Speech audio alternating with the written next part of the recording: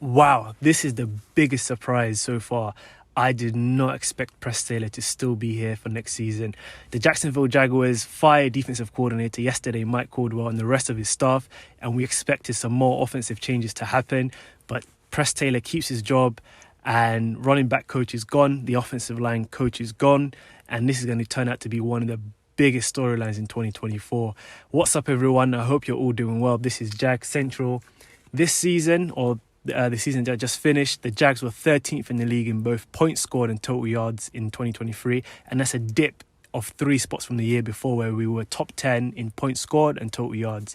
Trevor Lawrence also regressed in most categories, and you can make the case that Press Taylor played a big role in the offense's backslide. His play calling wasn't particularly dreadful, but it wasn't creative either.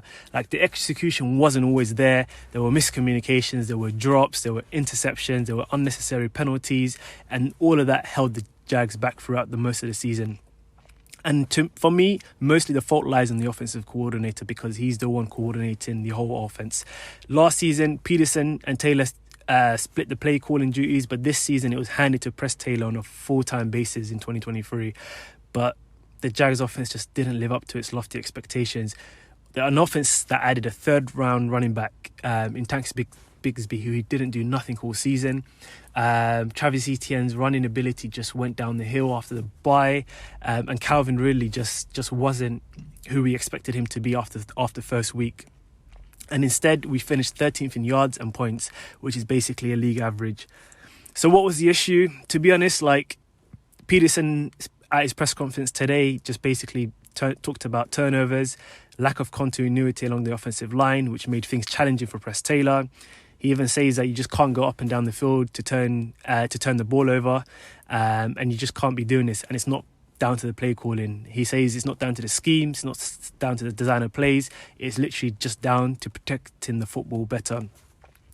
To be honest, I agree and disagree with Peterson here. For me, that was the issue in the second half of the season, with turning the ball over in the red zone. But play calling was an issue at the beginning of the season. We were one of the worst teams on third down. We were one of the worst teams in the red zone, and we were getting into the red zone and only coming out with 3 points. And then as the season progressed, we weren't even getting 3 points. We were turning the ball over. We were giving away points because we were giving the ball back to the opposition. They were going back and getting a touchdown or a field goal. And we were basically a net negative. And I also understand where Peterson's coming from. When you have no run blocking and an awful interior pass protection, it hamstrings you. When you have a group of skill players that are at the top of drops and even leading to interceptions, it hamstrings you. And when you have a team that just loves to fumble the ball, which we saw the Jags this season, it hamstrings you.